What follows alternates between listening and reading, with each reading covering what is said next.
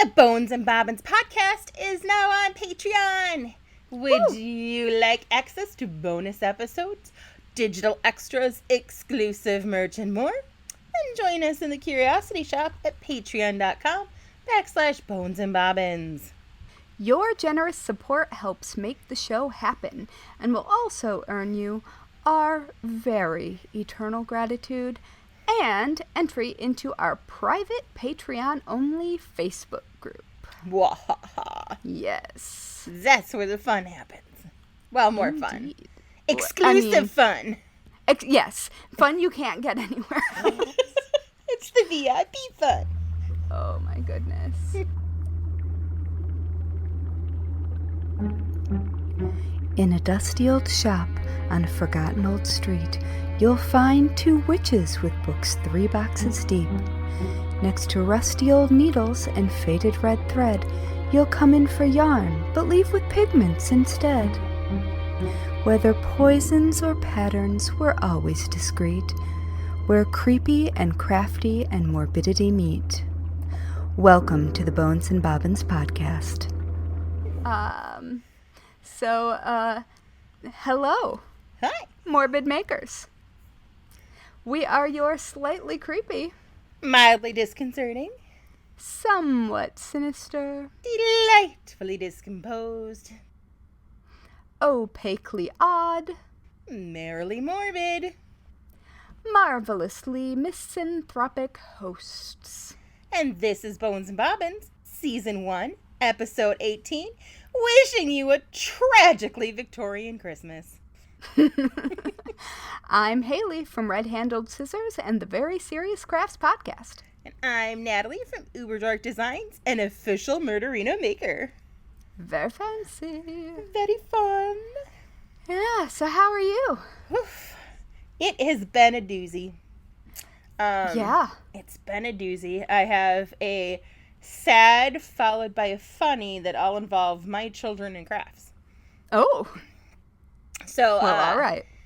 My eldest goes to a very not stereotypical private school.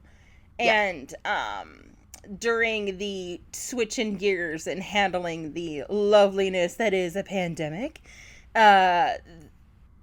they are doing shortened in-person or online classes in micropods. And one of the things that they're doing to supplement that is independent studies. They have to do an academic independent study and a creative independent study Cool. for each of the sections. So they have to think of the idea, present it, flesh out like what they're, trying to learn from it and everything. So Right. she decided she wanted, when we visited their great grandma, probably around October. And by visit, I mean stood outside her window. Right. Yeah, you looked like it was being a very, very creepy stalker movie. Yep, that's us. We're creepy. And she mentioned being cold. And so Eldest decided, she's like, I'm going to make her a blanket. And she wanted to crochet it. Now, both my girls know how to needlepoint, cross stitch, and crochet. Eldest knows how to knit.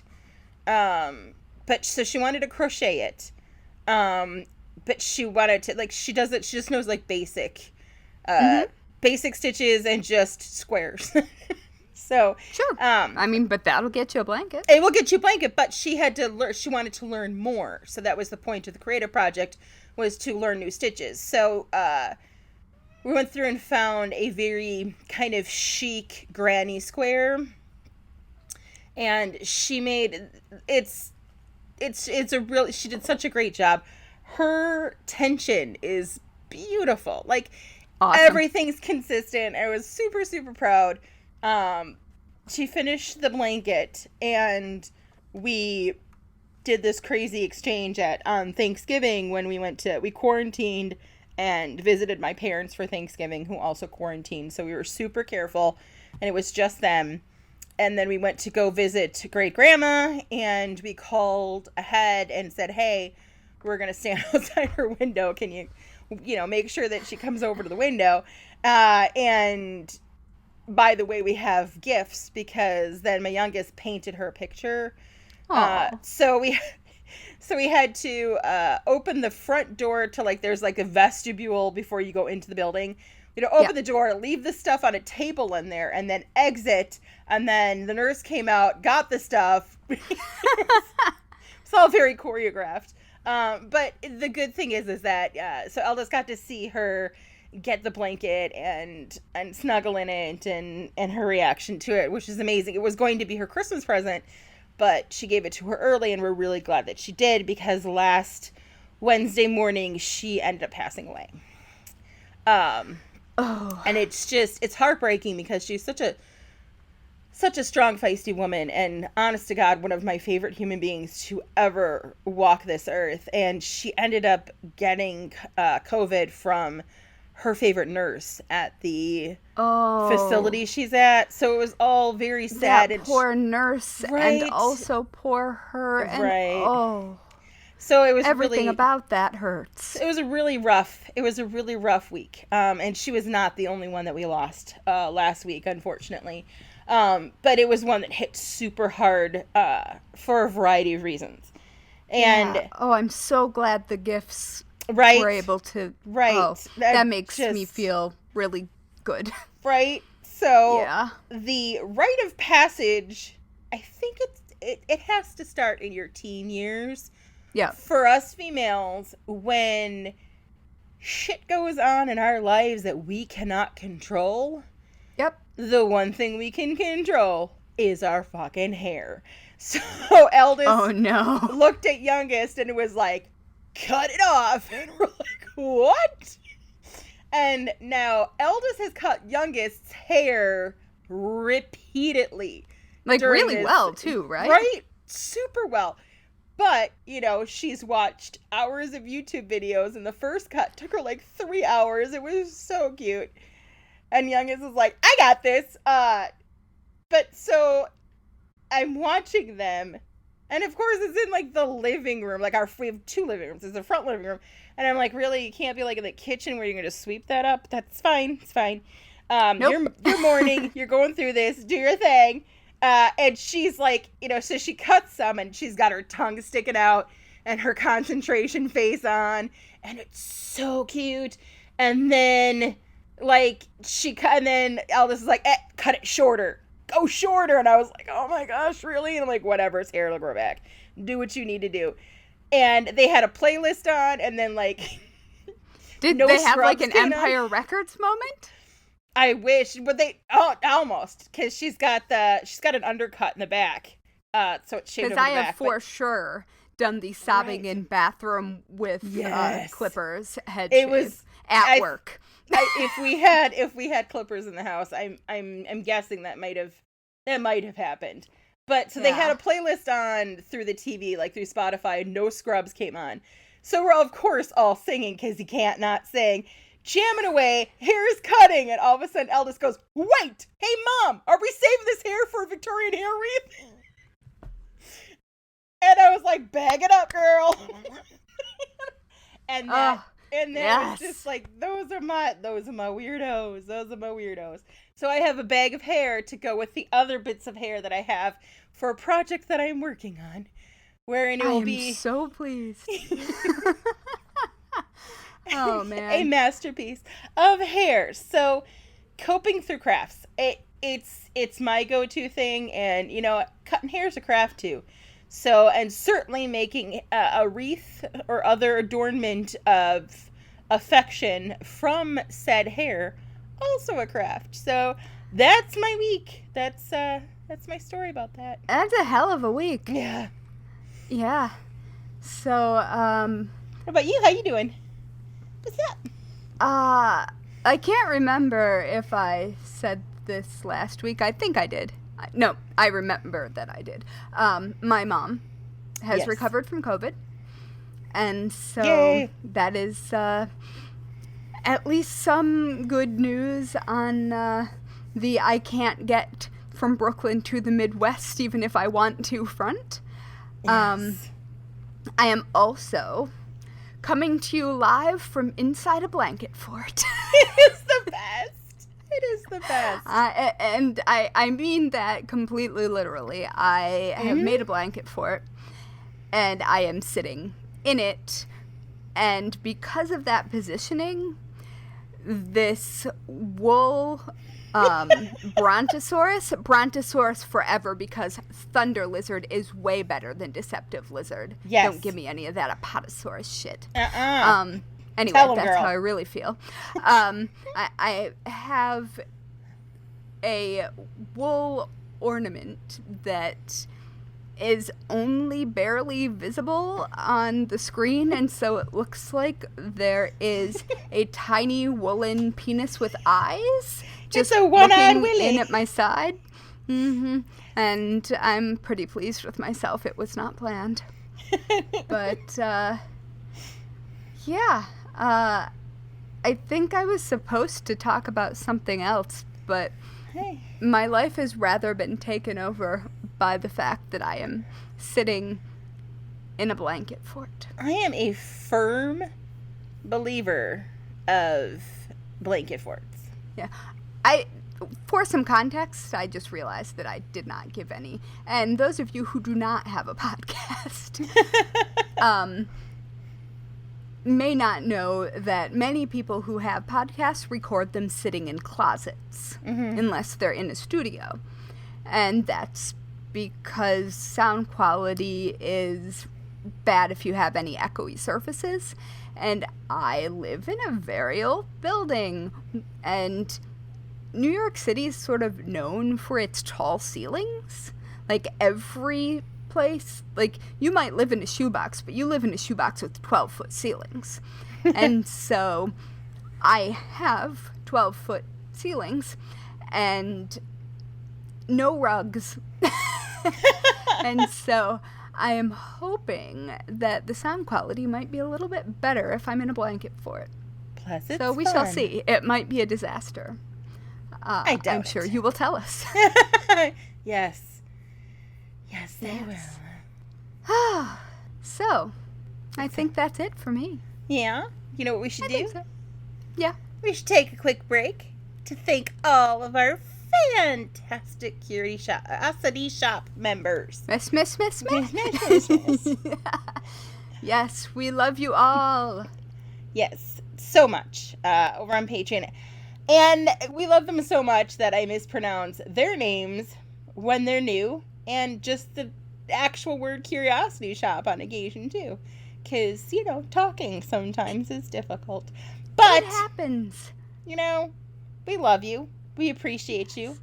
And you send us such nice notes. Oh, you do. You really do. Like, I will fight anyone who tries to claim that we do not have the best, like, listeners in general, and especially our, like, Curiosity Shop crew. They're delightful and wonderful and just as creepy as we are. And that is the beautiful thing. It is the Yes. best. Yes. The best. It is. And because they are the best, Yes. we would totally go explore hidden old graveyards in the woods, possibly with mysterious Christmas trees that just kind of show up every year with them. Absolutely. With them, all of it. All of So, it. there we Carrying go. lanterns and stuff. You know, because fire. Oh, yes. Always a good idea. Yeah, there's going to be a lot of fire in this episode. Oh, yes. Yes, there is. And definitely my portion, I'm going to throw out some trigger warnings, so make sure to listen for them when we get there. Yes, indeedy do. It is the most wonderful time of the year. Treats. Did you just go Ned Flanders on me? I think it did. All right. So, yeah. It was either yes, indeedy do or any hoozle. It was, and yes, indeedy do came out first. I support it. Yay! You Ned Flanders as much as you want. Thank you. So yeah, there's treats, there's pretty lights, there's decking the halls, trimming the trees, so much fun. And so many lights. So many, I love it. And light sources. Yes. And some of it, again, with some really, let's just say, interesting origins. And today, yes, I'm going to talk about how some of our favorite holiday traditions started out. Now, our tree is actually up, and it's partially decked. The first thing that we put on it are these giant glitter balls we made last year. And I know, glitter, no. I have hives just thinking about it. Right, but they're not, the glitter's not on the outside, it's on the inside of these giant plastic balls. And we made them, like, each one in a different color of the rainbow, because we had, like, a rainbow theme last year. Did you hear that? Very deep voice? No. I think it came in through my headphones. Sorry to interrupt. It's just that something just made a very creepy noise, and it sounded like it was standing right next to me. Oh, no. None of my ghosties do that. So. It's probably here. You want to get on the Christmas I don't know. Fun. Maybe it'll be on the recording. Ooh, that'll be fun. So, anyway, sorry. Go ahead. Just how did glass balls end up on trees anyway? How did they? So decorating the house with evergreens seems to be a solstice tradition that dates as far back as my favorite, the ancient Egyptians. The origins ended up being obscured by colonizers and eventually turned into trees that are brought inside and decorated every Christmas season. Kiss colonization. Well, also because Germany. Yes, Germany. So many attribute the glass balls and their birth to that of witch balls, which are also called Yule balls or fairy balls. Ooh. These delightful balls are an ancient custom that made its way to the U.S. from England in the 17th century. And while they aren't tied to a holiday at all and are hung year-round in an eastern window, their resemblance to the fancy glass Christmas ornaments that we see all over the place, like, cannot be denied. So, what are witch balls? I'm glad you asked. Basically, they're pretty little baubles that were designed. Witches don't usually have balls.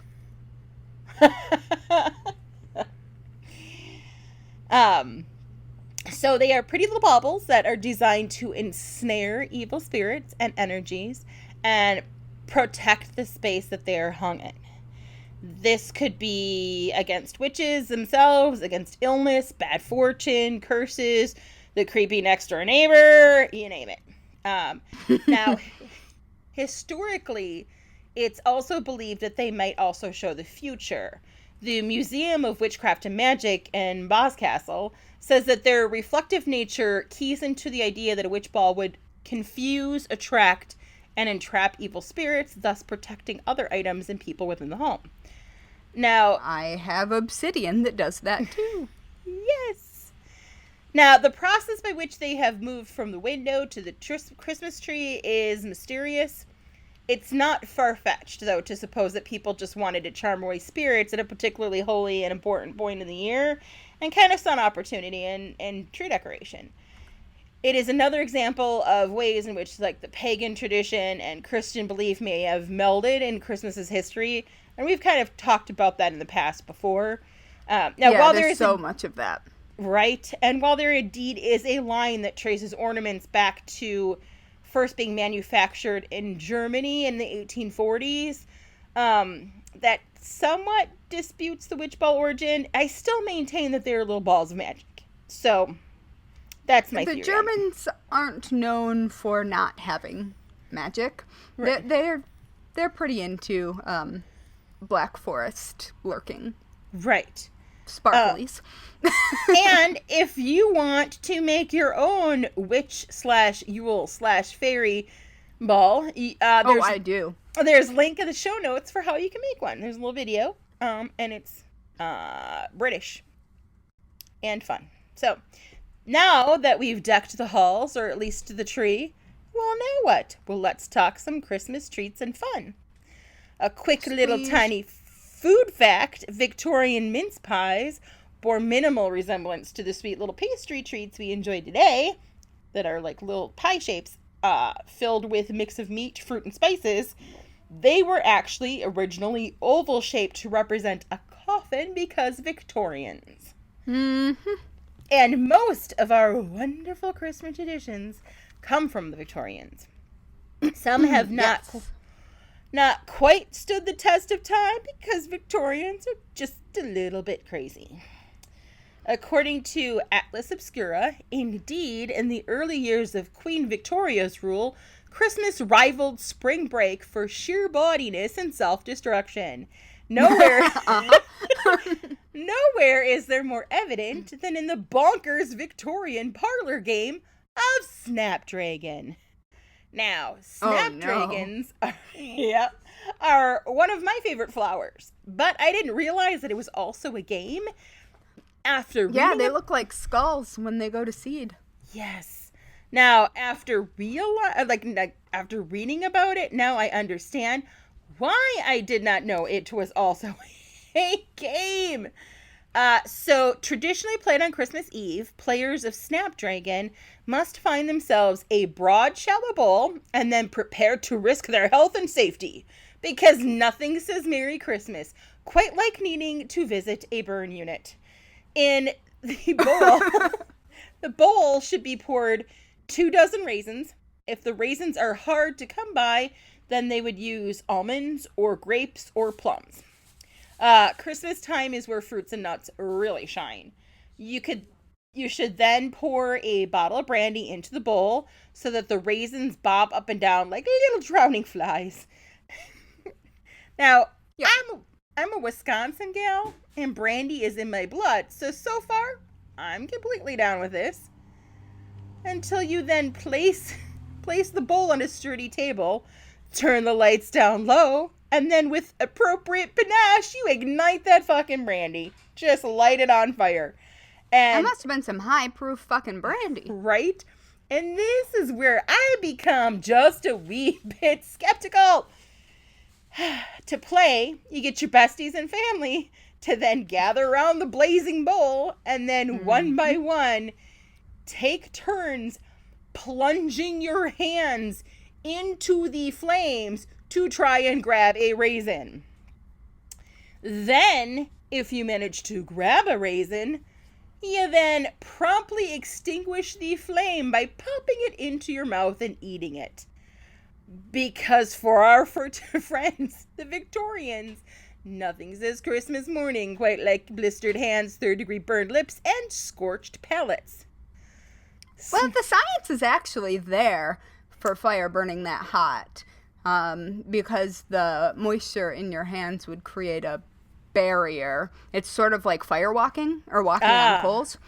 I think theoretically, you could do that without it being the worst idea, but I don't think you would want to do it late in the game. Right. I think it would be fine early in the game. Like if you're the first to go. So, yep. Snapdragon. But I mean, I'm not an expert, so please don't listen to me. But Haley said.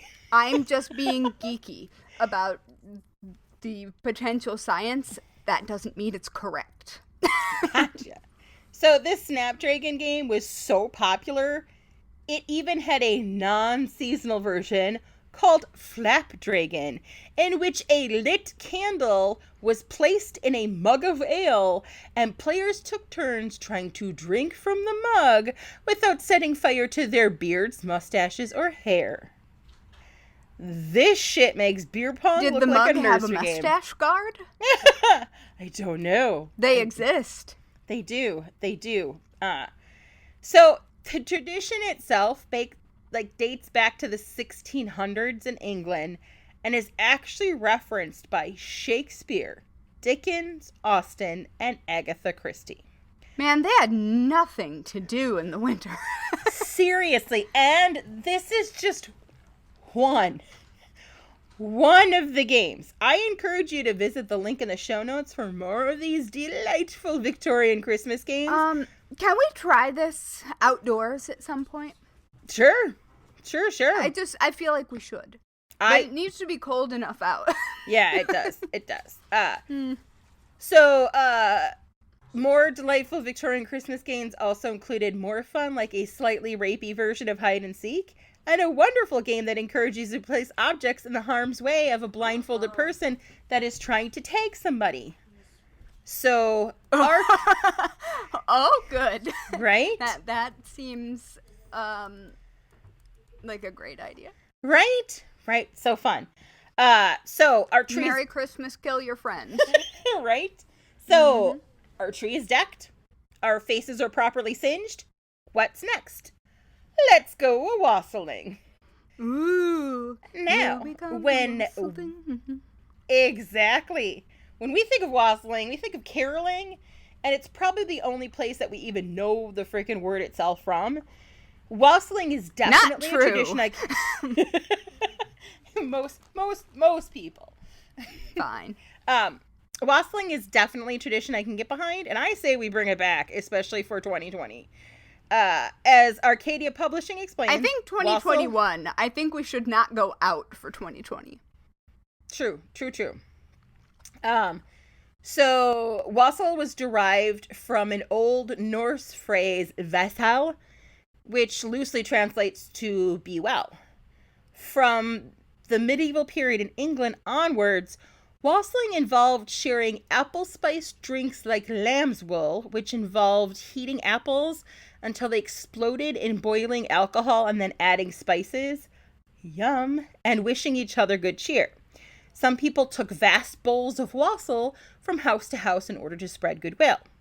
To wassail meant going out on a... Well, not at that time, but... Eventually. To wassail meant going out on the 12th day of Christmas to visit the apple orchard in a giant procession, singing happy songs to the trees to ensure a good harvest and to protect them from evil spirits, shooing and hollering to scare away any ghosts, and sometimes asking small boys to hang toast soaked in cider on the boughs to attract good spirits in the form of birds. Everyone would then share a wassailing cup full of cider and generally have a really good time. Most early carols themselves have pagan roots, and this was actually a winter solstice practice that just slowly morphed into a Christmas one. And this is what I'm talking about. Like, let's get drunk on some spiced apple alcohol and shoo away some bad spirits. Like, totally get behind that. But fucking Victorians had to make shit weird. And enter the 1700s and caroling. In a piece for Salon, author and historian Thomas Christensen recounted how the carolers or wassailers of the 17th century would arrive at homes unannounced and demand to be given the residents' finest food and drink. They would sometimes threaten violence and rape, destroy property, and sing songs with lyrics such as, "We've come here to claim our right, and if you don't open the door, we'll lay it flat upon the floor." That's a far cry. Very much like trick-or-treating's origins, too. Right? Like, that's a far cry from "give us some figgy pudding."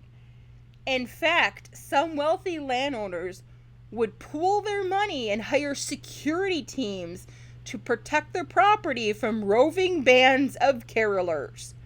As historian Thomas Christensen notes, one minister in the early 1700s railed against the observance of Christmas and especially to the practice of caroling.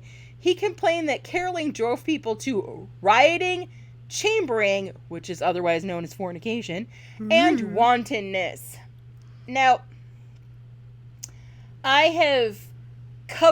we've covered actually Christianity's fight to take all the cool pagan stuff and denounce it, but then appropriate it for themselves.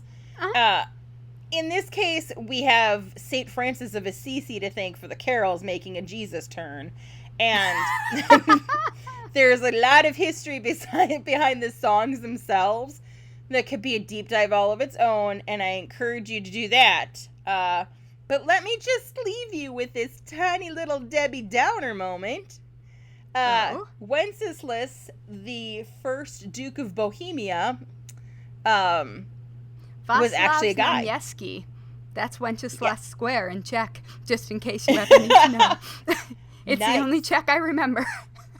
And Good King Wenceslas is a lovely little carol about a kind guy who helps poor peasant in a snowstorm. But it's actually based on this tragic dude, the Duke of Bohemia, who was born in 907 AD after the death of his father Ratislaus the First. Wenceslaus was raised by his mother Drahomira, and she was the daughter of a pagan tribal chief. Well, in September 935 AD, Wenceslaus was murdered on his brother's orders, being stabbed repeatedly with a lance while praying and then dismembered in the front of a church. That happened a lot back then. Family can really suck, especially at the holidays. Yeah. So, Wenceslas Square is where my husband's passport was stolen once when we were in Prague. That's crazy pants. Yeah, it required a very strange trip to the American Embassy next to Prague Castle. Ooh. Yeah, it was quite a thing. Apparently watch out for pickpockets in Wenceslas Square. Duly noted, and good advice. So, we've got our treat act. Flaming treats have been consumed. Ghosts have been spooked. Yep. Liquor and door-to-door debauchery is set. Now we've rested our singed heads down to slumber while waiting for our favorite old jolly man to come popping down our chimney. But Santa isn't the only thing that can come scooting down one's chimney. No, there are a bunch of things. There are countless European legends that tell of both helpful and malicious supernatural creatures sneaking into homes through chimneys. Again, deep dive of its own, but let me just mention a couple.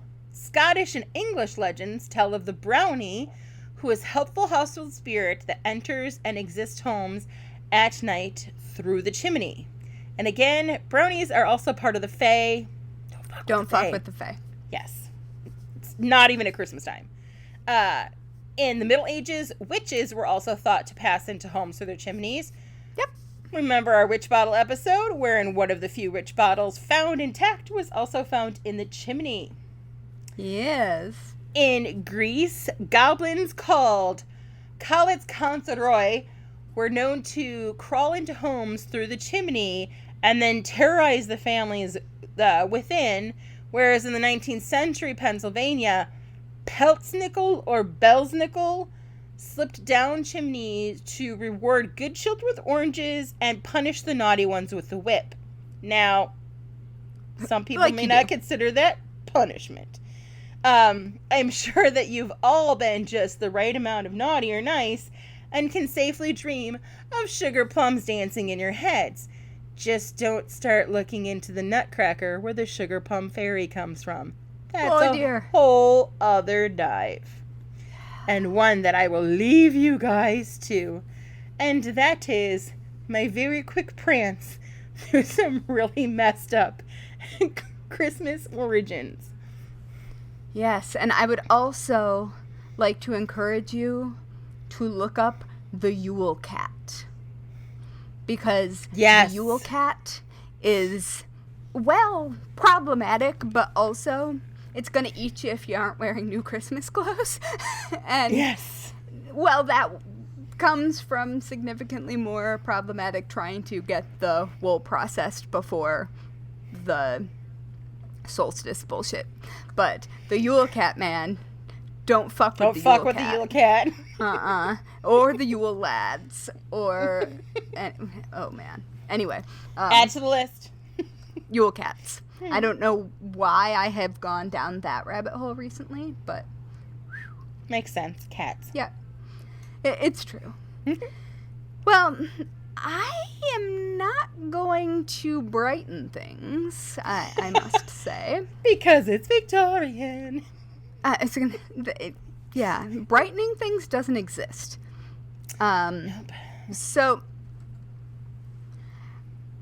this week I really took a deep dive into the British Library's newspaper archives. Yay! Yeah, and I just found a lot of cautionary tales and also some really, like, nonchalant mentionings of things that would be really big news today. BT like, dubs. Yeah, like, just chilling. It's fine. So this is going to center largely around candle tragedies because these fuckers did not know how to stop, drop, and roll. No, they were super fond of fire, as it turns out. So,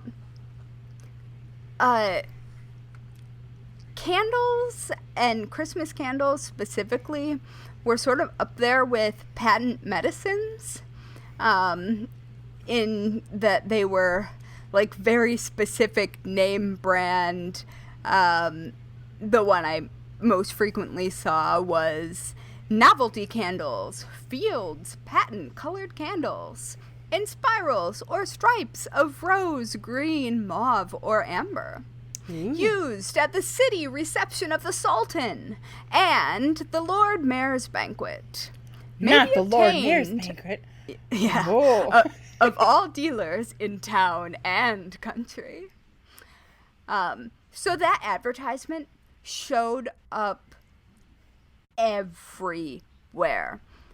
Like, it was almost impossible to find any news about Christmas candles that wasn't that advertisement. Wow. So that there was a lot of that, but there were many other, like, throughout the years, very, very similar advertisements touting the either translucent colors or bright colors, and maybe translucent meant something slightly different at the time period. I'm not really sure. Yeah, but that's a little confusing because wax in a solid state would not be entirely translucent. And I mean, you can see through wax burning, but not, I don't know. It's somewhat confusing. Anyway, so when we're talking about Christmas candles and, like, Christmas novelty candles, what we're talking about are the candles that you put on your Christmas tree. You know, the dead tree in your home. That scares the shit out of me. The flammable thing? Yeah. That thing. Yeah. Yeah, and so I guess that the Christmas candle advertisement that I just read was from 1867. And I guess some excitement must have happened because in 1868, approximately 1 million advertisements of Fields self-fitting candles for safety, economy, and cleanliness combined showed up. Oh. I mean, and I understand, as a candle nerd who screams at people about how to cut their wicks properly, yes. I know what this means. Like, it's something that burns evenly and consumes wax instead of dripping. Yes. So, like, it makes sense. It's exactly what it sounds like. But I guess whatever safety protocols they added, which they didn't really say what the changes were, and there weren't drawings, so I could not find them. I guess that did not go so great. So I'm going to take you through a couple of newspaper articles that explore the ramifications of the popularity of Christmas candles and how dangerous they were. And I would also like to express my surprise that they weren't more dangerous. Because I was looking at pretty small, like, small town newspapers, largely, and sort of everything that happened in the town came up. So, yeah. Anyway. All right. So almost all of these articles are titled around the same thing. This one is from the Illustrated Police News in 1897, and trigger warning, it involves violent death and fire. This one I don't think is child related, but later ones are going to be. So just, if that's not going to work for you, you should go ahead and just skip the vast majority of my section. Alright, so this is a bit long, but it also really gives a look into the language and like how these things were talked about and how they were like an inevitability. They weren't something to be avoided. It was just something that was going to happen.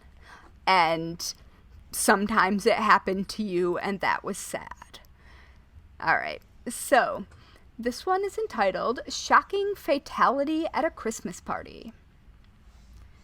So, at St. Bartholomew's Hospital, Mr. S.F. Langham, the city coroner, held an inquest concerning the death of Sarah Uredage, aged 42, the wife of a printer living at 24 Coburg Street, Clerkenwell, who was fatally burned through a paraffin lamp explosion at that address on Boxing Day. William Uredage deposed that he had a party on Christmas night, there being so many persons present that the room would scarcely accommodate them. About 2 o'clock on Boxing morning, the deceased was refilling a paraffin lamp whilst it was alight, when the lamp, which had a glass reservoir, suddenly exploded. Her clothing was seen to be on fire, and she was so severely burned about the body that she died soon after she was taken to the hospital on a fire engine. Frederick Faulkner, a lodger in the house, stated that upon hearing the sound of the explosion, he ran upstairs and burst the door of the room open. He rescued several children from the flames, which had spread amongst the party, and in doing this, he severely burned his right arm. Several other persons were also burned and had to be medically treated for their injuries. Thomas Pirch, foreman fireman at the Farringdon Road station, said that on arriving at the house, he found the deceased lying outside on the pavement, an ambulance having been sent for. Finding the fire was extinguished, the witness at once carried the deceased into the house and treated her burns with such things as he had on his engine, oil and lint, etc. And as the ambulance had not arrived, the witness had the woman taken to the hospital on the engine. Mr. Gibbons of the County Council Petroleum Department deposed that he had investigated the case and found that the explosion was due to the fact that the lamp having burned for 10 hours, the reservoir became filled with heated vapor in the place of the oil, and when it was refilled, the flame came in contact with the vapor. Mr. Gibbons said that during the last year there had been no fewer than 43 deaths in London through the explosion of lamps with glass reservoirs. The jury returned a verdict of accidental death. Oof. Yeah. Wait, the jury? Yeah. So there was a court case involved? It was an inquest. Oh, so inquest, a coroner's right. inquest is a little bit different in this period because coroners weren't necessarily medical professionals. True. You had a group of people weigh in on whether or not shit went down. And the coroner system actually still exists in the U.S. in some places, and it's real freaky. Yeah, right. Yes. So there's another story from that night involving a child, but I'll go ahead and skip that one because that was a long kind of bummer. But 43 deaths that year in London had been because of exploding glass lamps. You'd think after the third one, you'd be like, I'm seeing a pattern. And everybody read the papers. Right. Because what else was there to do at night? I mean, assuming you were middle class and above, there are many, many answers if you were not. But what? So, yeah. So the next short article, and most of these are weirdly short for what they're about, is entitled Candle Tragedy. Oh. Shocking. Dun, dun, dun. Yes, Candle Tragedy. From the Shields Daily News 1924. Trigger warning. This involves a toddler death and playing with fire. Oof. Okay, so Candle Tragedy. Child who lighted it causes fatal nursery fire. A Christmas candle was believed to have caused the death of 2-year-old son of a market porter named Johnson of Betterton Street, Drury Lane. At the inquest yesterday, it was stated that after Johnson's 3 children had been put to bed, the room was found full of smoke. 2 beds were smoldering, and there was a hole in the floor, and the children were partially asphyxiated. Johnson said one of the boys bought a penny box of Christmas candles, which he, witness, threw in the fire. A candle had been taken from the box, and he thought one of the children must have hidden it, lighted it at the gas, and stood it on the floor, afterwards falling asleep. The coroner recorded a verdict of accidental death. And so, this just sort of happened a lot. That's... Yeah. Yeah. And you should also keep in mind that we're talking about mattresses that were straw or stuffed with other, organic items, maybe down. Things that would be significantly more flammable. Right. I guess at least as flammable as children's pajamas in the 80s. Right. Oh, my goodness. Ugh, poor Peanut. Also, though, why was it still burning in their room? If they're sleeping, if you're supposed to be sleeping, lights off. I mean, but the gas sconces were in the walls. Oh, that's true. I assume that that's what we're talking about. I assume we're not talking about gas fireplaces. Or gas stoves. I'm not sure. But I assume, like many children, they didn't like to be completely in the dark. True. Yeah, also an interesting item to purchase with your little kid money. I mean, it's Christmas. Yeah. I don't know. But noticing that there's one missing, that kid's up to no good. I'm not blaming the parent. I'm just saying that that kid's up to no good. Yes. Anyway. There's a shady one in every family. Just saying. I mean, little kids like to play with fire. That is true. I did. I'm sure every little kid is fascinated. The amount of time I spent rubbing sticks together and waiting for a fire to start was phenomenal. The next one is another short one. Also, child murder and violent death. Trigger warning. Called, shockingly... Oh, wait. Hold on. Back that up. The next one is child murder.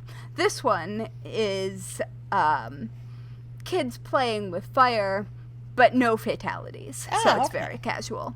Very casual.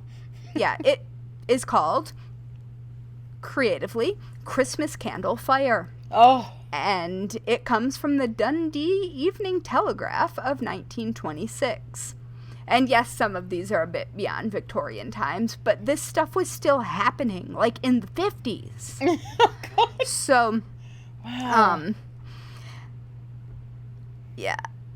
A fire at a house at Little Park Gardens, Enfield. Enfield haunting, anyone? Was caused by a child playing with Christmas candles. The curtains caught fire and the flames spread to a settee and the carpet. The local brigade put out the fire before injury. Good on the local brigade. That's all it says. Oh, gosh. Yeah. All right. So, our next flouncing through Christmas candle bad ideas comes from the Yorkshire Gazette in 1894 and is entitled, creatively, A Christmas Tragedy. This one does involve child murder and violent death, so skip right on over if that's going to cause you to be upset. I mean, I guess it should cause anyone to be upset, but you know what I mean. Do indeed. Okay, A Christmas Tragedy. Yesterday's Standard says, a terrible double murder was committed on Christmas Eve in the little village of Kalledorf in Lower Austria. A tenant farmer, Joseph Pamprel, and his wife proceeded in the evening, after having lighted a Christmas tree, just take that in for a moment, to attend midnight mass at the church, which stands on a hill. I don't know why it matters that it stands on a hill. They left 2 children, aged respectively 9 years and 6 months, at home under the care of a servant girl. On their return at 7 in the morning, That's one hell of a mess. Right? They found the baby girl slumbering in the cradle, but the elder girl was lying under the Christmas tree in a pool of blood, having been evidently stabbed to death. The servant girl was lying in the kitchen, having been murdered with a hatchet. All the drawers in the house had been broken open, and a savings bank book and other valuables stolen, so that no mistake exists about the motive for the crime. It is concluded that there must have been at least 2 persons engaged in the crime. I don't know why that's concluded, given the information, but okay. Maybe that but there's also, 2 different you lit weapons. the Christmas tree and then went to midnight mass Right. and left your Christmas tree lit and didn't come home until 7 o'clock in the morning? What the hell were you doing? Seriously. That's a long mass. Not even Catholic mass is that long. Mm-mm. No! I mean, I've been to weddings attached to masses, and they weren't that long. I'm calling shenanigans on that. Yeah. Also, it's All tragic. right. But so the baby was okay, though? The baby? The baby Little- baby was fine. The baby baby was sleeping in the cradle. Okay. Apparently, the baby baby was not in danger of telling on anyone. That's true. That's true. Yeah. Oof. I know. That's the last of the Christmas candle fire related tales that I'm going to tell, specifically because all of them were the same. Somebody went up in flames and died horribly because something came in contact with a candle at Christmas. Like, that's just it. But there's another fun thing that I stumbled upon. Oh? Both the tradition of Christmas death rolls in newspapers, which is exactly what it sounds like, and I will read you a couple of them. which is basically a list of all the people who died on Christmas. Bring out your dead, the holiday version? Kind of. And then there were also some questionable Christmas household hints involving candles. Oh, okay. Yep. All right. So let's start off with the Christmas death roll. All right. So Christmas death rolls broadly were sort of short, just lists, sometimes with rather scathing commentary attached to them. Oh my goodness. So, let's see here. Christmas death roll in Liverpool. And this is from, weirdly enough, not Liverpool, but the Glasgow Evening Post in 1892. Yes. This whole page was actually really interesting because there is an article on where Christmas trees come from, like the history of Christmas trees. Oh. There is an article describing the royal Christmas celebrations, including why Christmas trees became a thing in England. Yes. And then there is, of course, the Christmas death roll in Liverpool that came in by telegraph. And the lead is, quote, drink responsible. Oh, boy. Yes. Liverpool, 1230. An extraordinary large number of cases have been reported to the Liverpool coroner of violent death and sudden deaths and persons found dead on Christmas Day. The list of 24 reports includes one alleged murder and half a dozen suffocation of children and about the same number of old people found dead. The Boxing Day also has it heavy. The investigations of the coroner's office show that drink, directly or indirectly, was responsible for the majority of the cases. I have questions. So, people getting drunk and killing themselves, each other, children, parents, apparently that was a thing. That's like a lot of people in one town. Oh, yes. And this isn't even, this isn't abnormal. This was a totally normal thing to publish the day after Christmas. So it's like the Purge Christmas edition. Jesus. Yeah. And so another one is also entitled Christmas Death Roll from the Sunderland Daily Echo and Shipping Gazette, 1894. It says, Christmas Death Roll. During the past few days, from Saturday morning until the evening of Christmas Day, there have been 6 deaths in the town of a sudden character, or of such nature as will probably necessitate inquests being held. Oh. That's it. That's it? That's it. Wow. Yes. Again, And more so, questions. What's that? I said again, more questions. I know. And then there's a death roll by way of a letter to the editor.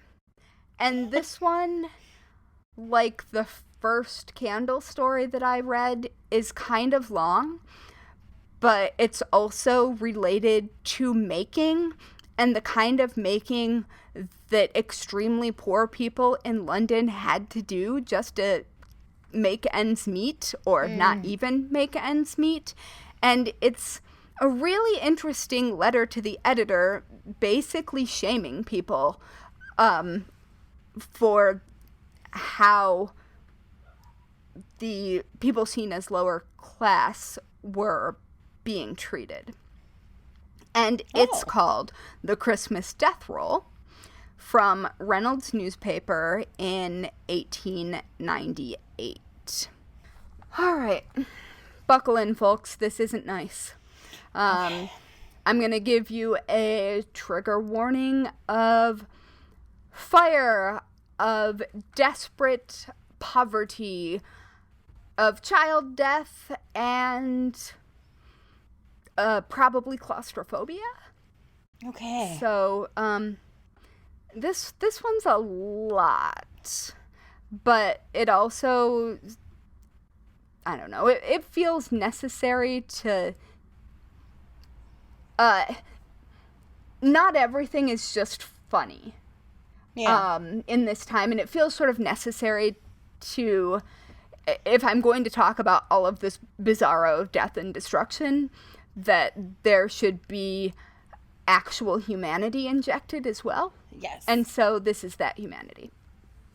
All right. The Christmas death roll.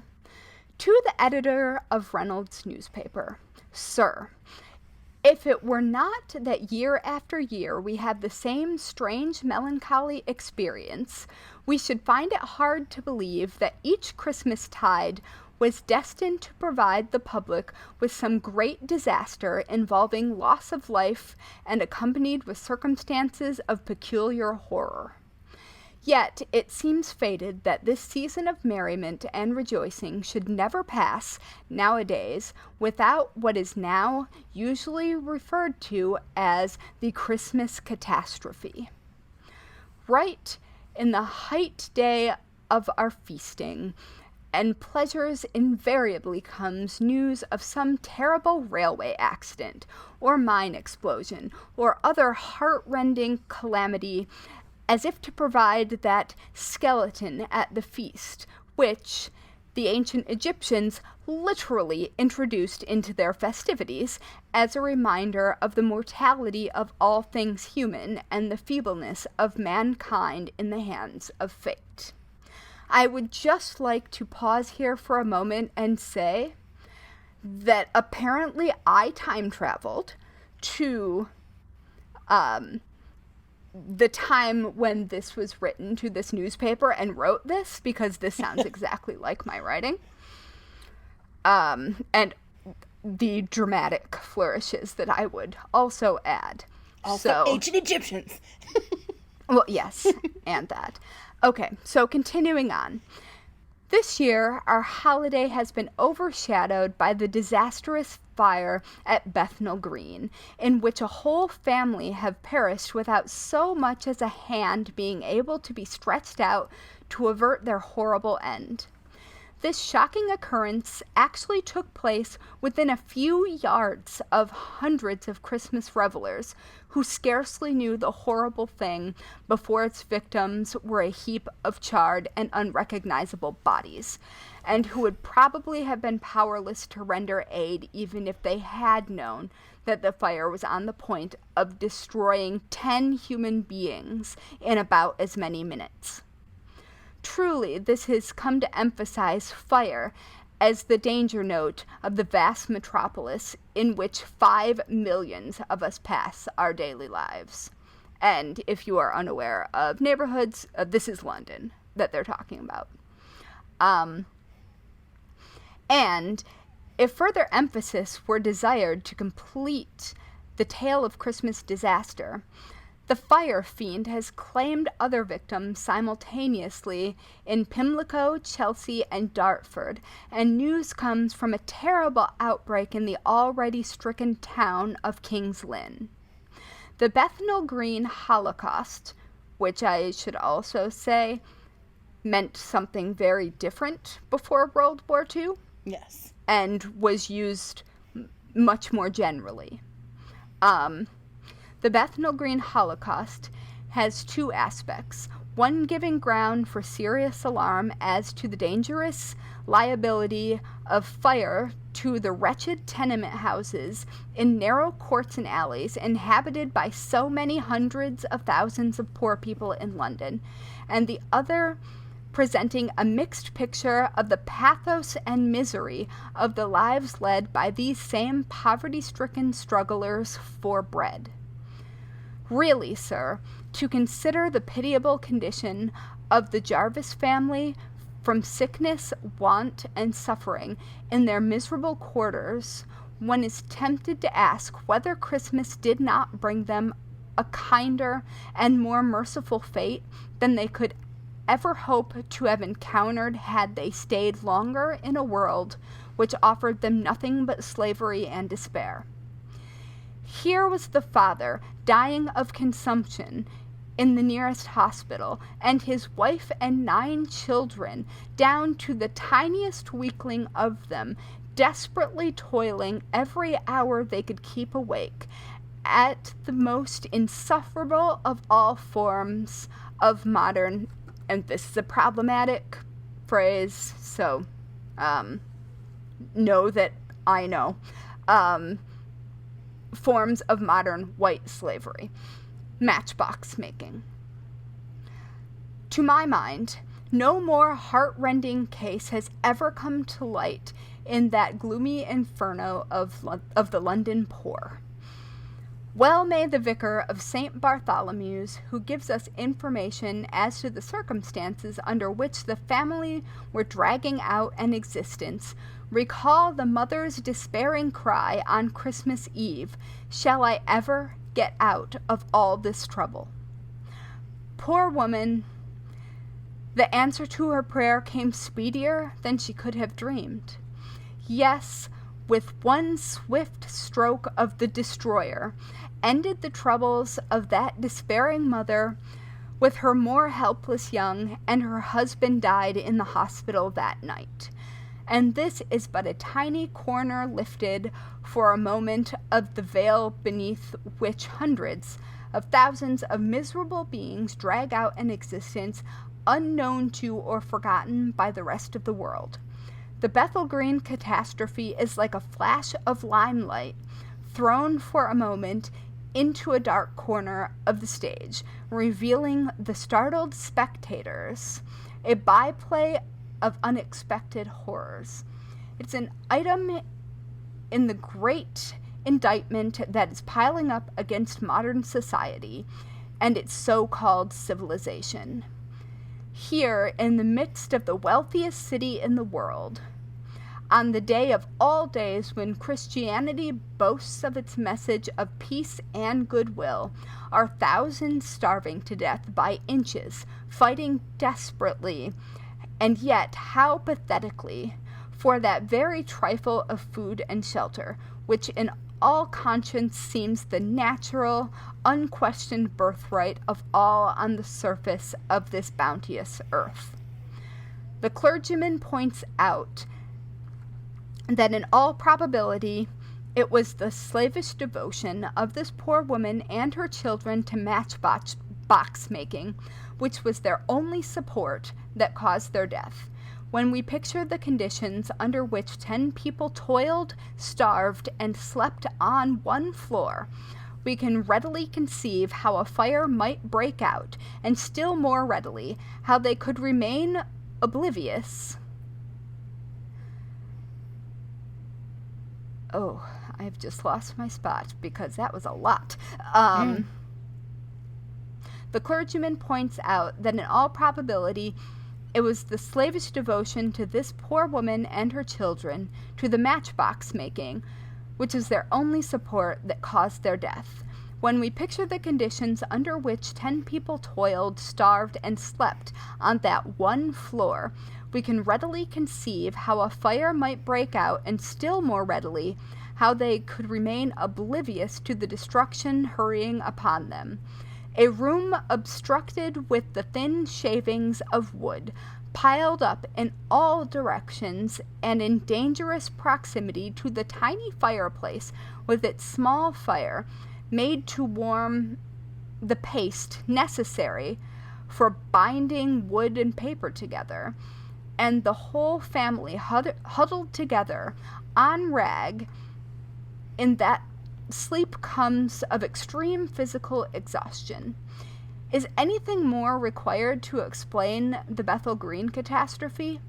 And this is probably the case in thousands of tenements in the area of Bethnal Green alone. One wonders that hundreds are not roasted alive every week. And added to this outrageous condition of things, we have acres of dangerously combustible tenement property shut up in noisome courts and alleys, to which, as was the case on Saturday night, neither fire escapes nor engines can approach. The Bethel Green fire, coming as it does, with all the pathos and tragedy possible to conceive, is one to make us shudder and raise an alarm at the condition of things around us. But it is only one emphatic case.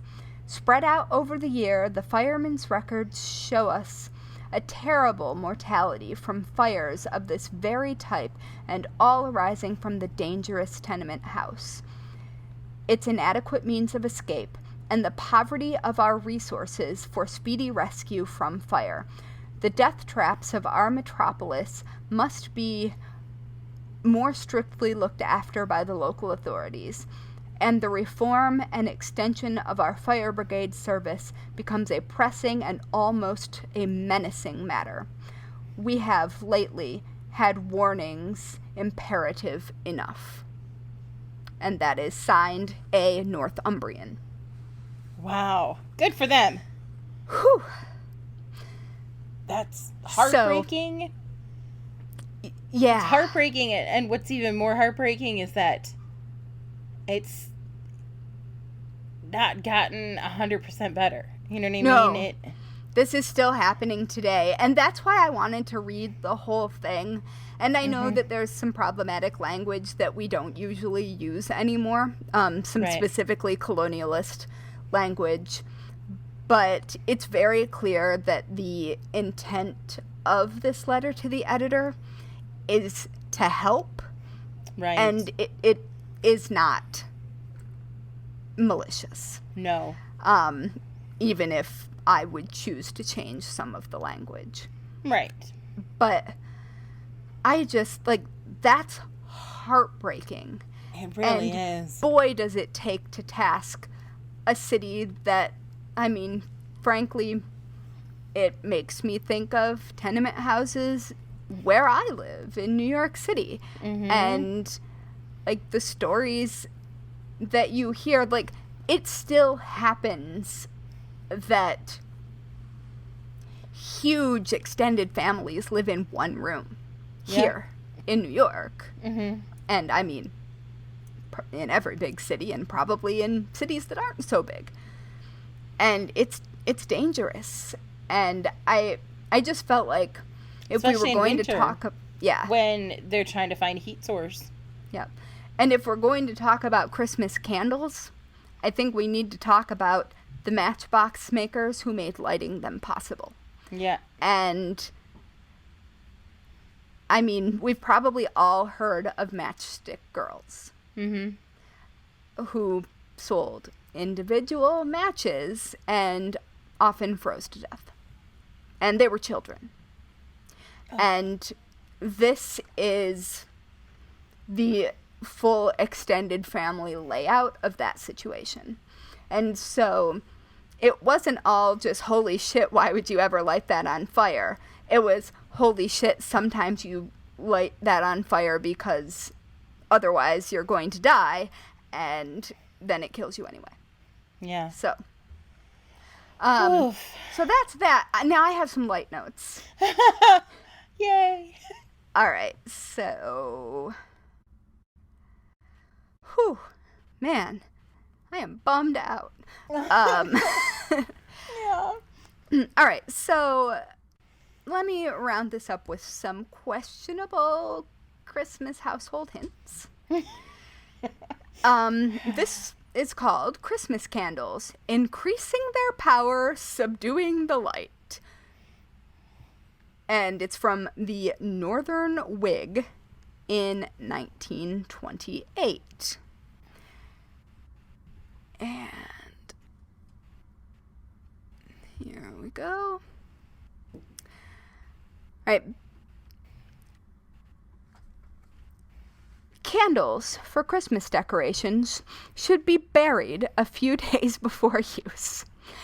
This contracts the fatty ingredients and hardens the wax, so that it burns longer and gives a better light without flickering. Put the candles in a tin or wooden box, having previously wrapped them in thin tissue paper, and bury them about a foot in the ground, leaving them thus until required. Often, it is desirable to reduce the amount of light given by candles in certain positions in order to gain better effects. When this is necessary, let the candle burn down until a cup takes the place of the taper end at the top. Blow out the light and sprinkle a little fine salt over the surface of the cup and up the back part of the wick. The illuminating power of the candles so treated will be much smaller. If you intend to use up the remains of last year's candles, you can easily remove discolorations by slightly rubbing them with a clean flannel dipped in spirits of wine. Yes, let's rub alcohol on candles. Right? Yep. A most artistic effect is created when Christmas candles match the colors of walls, curtains, or furniture. Thin down your oil paints with 2/3 of turpentine, also extremely flammable, and 1/3 varnish. Again. And apply as you desire. Only the merest touch of paint is needed for the prettiest effects. This will not make any difference to the even burning of the candles. You sure about that? I'm not so sure about that. But I just like the idea of Victorian housewives going out in their backyards and digging a hole for a candle grave. The annual Christmas candle And grave, I mean, it's not followed wrong. by salting. Yeah, it's not wrong that because you harden wax. Right. You harden and set wax that way because, I mean, we're talking about largely tallow candles at this point, so they're animal fat. Right. But I know people that used to keep their candles in their freezer and the refrigerator. Yeah. When I was little, I remember. Yeah. And I mean, it's not wrong. That right. It's does just funny. do it. But also, cutting your wick to 1/8 of an inch and burning it for a minimum of 2 to 4 hours on first burn will also make it so your candle flame stays small and you don't burn it fast, and the scented oils stay around longer instead of just being burned. So that makes sense. That is how fast do feel. tallow candles burn? What's that? How fast do tallow candles burn? I have no idea. compared I don't to think I have ever lit a tallow candle. Beeswax or soy. I have a friend who who was a maker, and they tried to get as much use out of the deer that they had shot that season. Yeah, sure. And so they made candles from the deer tallow. That makes complete sense. My yeah. stepdad is a hunter, or was when I was growing up, and there was a lot of emphasis put on using every single thing. Right. So that makes sense. All right, my next Christmas household hint, well, at least it was under that section, but it's more of a complaint. Okay. But it's from the Household Hints section of the Ross Standard in 1947. So this was still going on then, and there is a picture of the Christmas candles in this. Oh, okay. And it doesn't make it any better. And it's entitled Christmas Candle Problems. Christmas candle problems.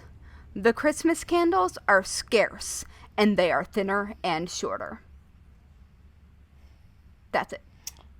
That's it? That's it. The nerve. Yep.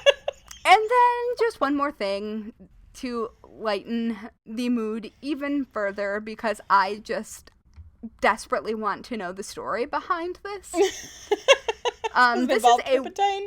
Yeah, no. This is a wanted ad from the Sheffield Daily Telegraph in 1873. Wanted.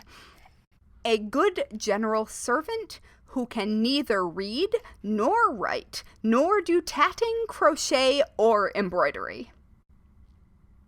What? That's it. I want to know what the last servant did. That crafty bitch.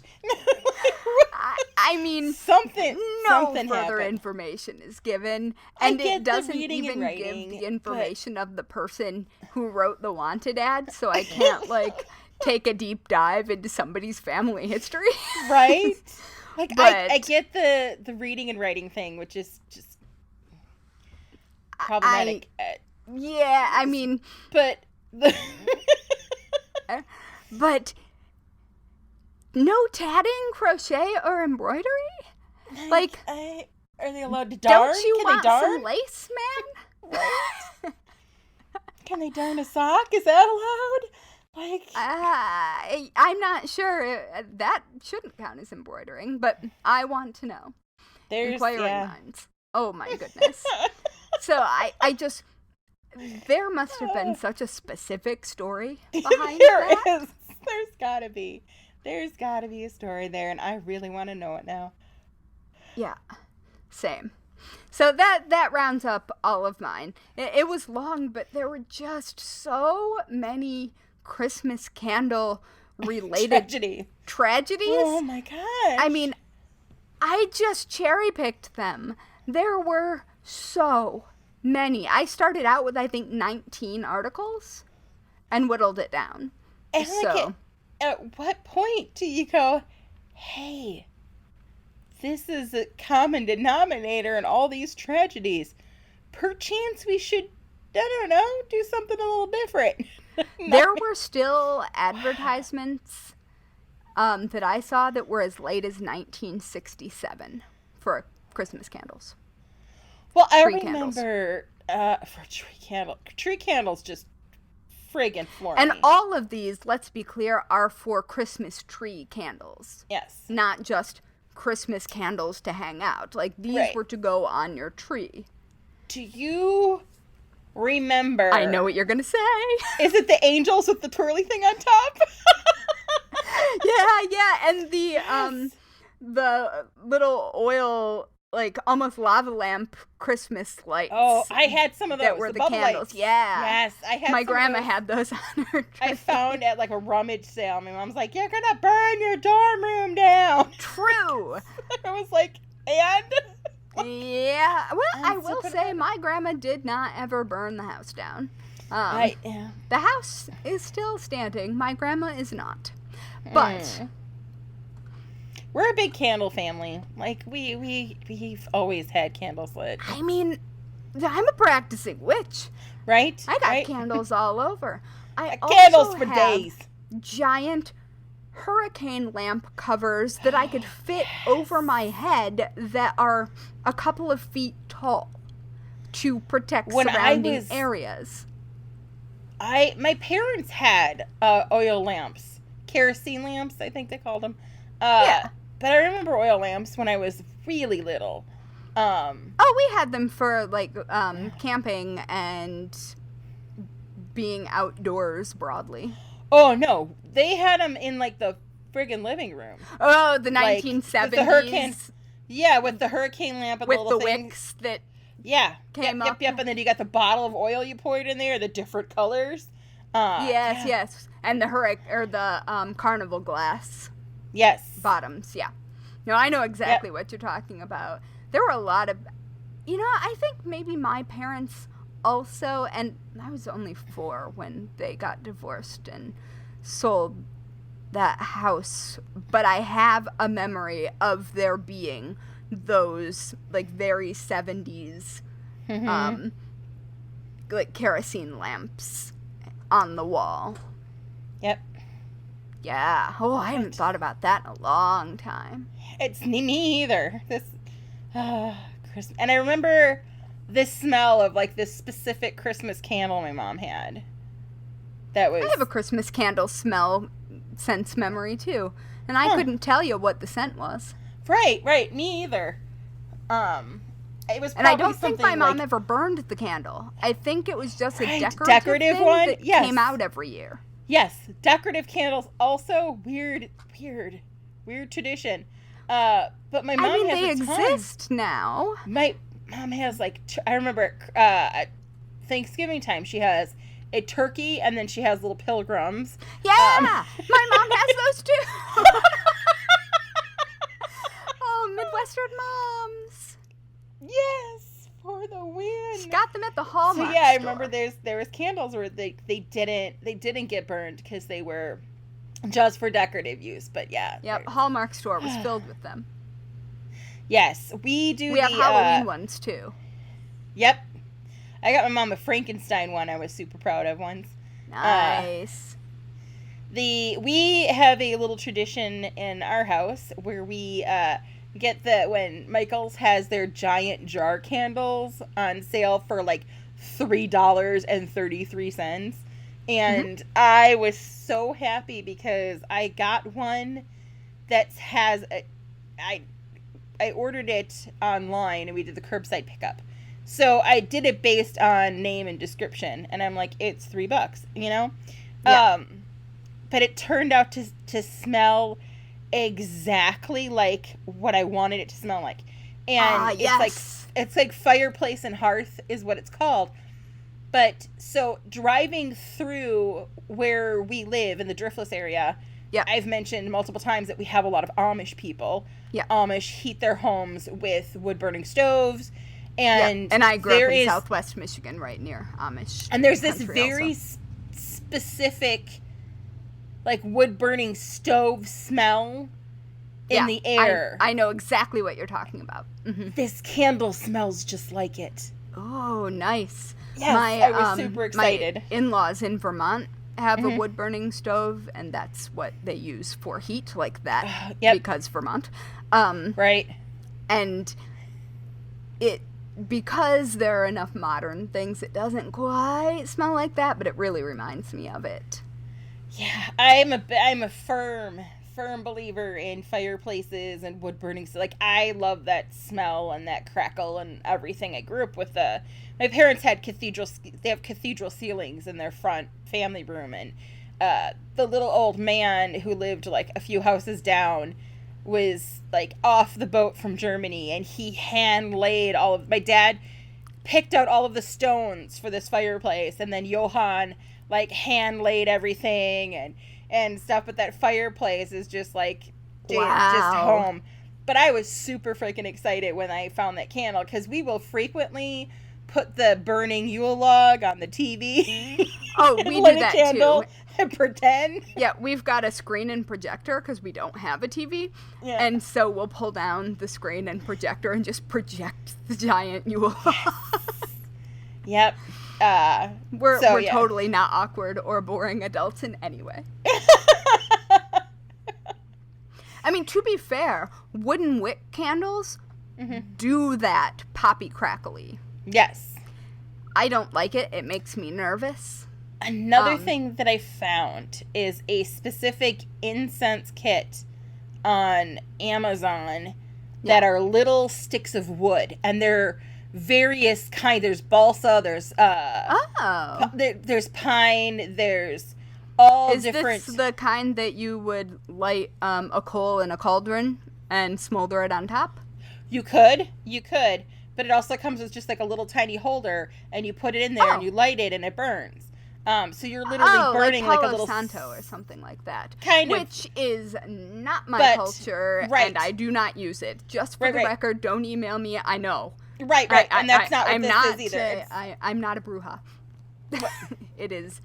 And this is more like they've taken, like, especially with like the pine, they've taken the needles and the wood and basically, you know, like you would make paper, you pulp it down and then put it, obviously these are all made in like the same kind of mold. But it smells really good. So it's a nice little addition. That's cool. Yeah. Because paper mills smell terrible. Yeah, they do. Paper pulp smells awful. My stepdad is, I don't know, he may or may not have accidentally retired. But he was a master electrician when I was growing up. And he was working I grew up in a mill and factory town. Mm-hmm. And so, like, my mom and my stepdad at some point worked in the local factory, and then my dad became the local cop, like you do. And my stepdad was working for a while on the electricity in the mill, the paper mill. And nothing in this world smells worse than paper pulp from the paper mill. I don't understand how something so nice smelling. Right. I mean, I'm sure that it's a chemical process that... Yeah. Or a fermentation, maybe? I don't know. But man, it's gross. Anyway, that sounds delightful, and now I need to look for it. Oh, I could totally send you a link. Excellent. We should put the link in the show notes, too, in case anybody feels the need. The need to burn some wood. Mm-hmm. Just a little bit of wood. Well, I have a candle holder that is a ceramic, like, campfire fire pit, and then it has the wood that you can put on top. Yep. And I mean, it's white. I think I got it from the Museum of Modern Art. So it usually has an LED, like a flickering LED candle in it. But it certainly could be used for actual things, and that would be kind of fun. Indeed. Do you know what else is fun? Our weekly worst way to die. I would say that is decidedly not fun. I know. I suck at transitions. Yeah, well, fair enough. I'm going to start with this one, since I have disturbed all of us most recently. So, my weekly worst way to die is obviously having my gown set on fire by the Christmas tree. Oof. Yep. That's terrifying. Terrifying. Yeah. And I didn't even read you the murders of people throwing candles at, like, Christmas candles at women's dresses and them going Oh up. My gosh. Uh-huh. Yeah. Wow. That's a thing. Maybe for a future, more murdery Christmas episode. Next year. More murdery Christmas. That's terrifying. Yeah, so what's yours? Mine is Snapdragon gone wrong or right. Either way, Snapdragon. Like, yeah. There's a sleeve. Like, I just don't foresee myself walking away unscathed. If you were in mourning, oh my goodness. Like, and all of that, like, that black dye is also asbestos based? Or not asbestos, arsenic based? Yes. Oh my goodness. All I'm saying is, you might have been in an entire room filled with arsenic dust and full of death, wearing widow's weeds, and literally everything is treated with arsenic to make it all crinkly. It's all flammable. Yeah. I've had that moment when you're at a birthday party. I believe this was her, like, I want to say her 15th, maybe 16th. One of my dearest friends. And she leaned over, to blow the candle out. And there's that slow motion where you're like, no, your hair. And swoop, like a little chunk went up.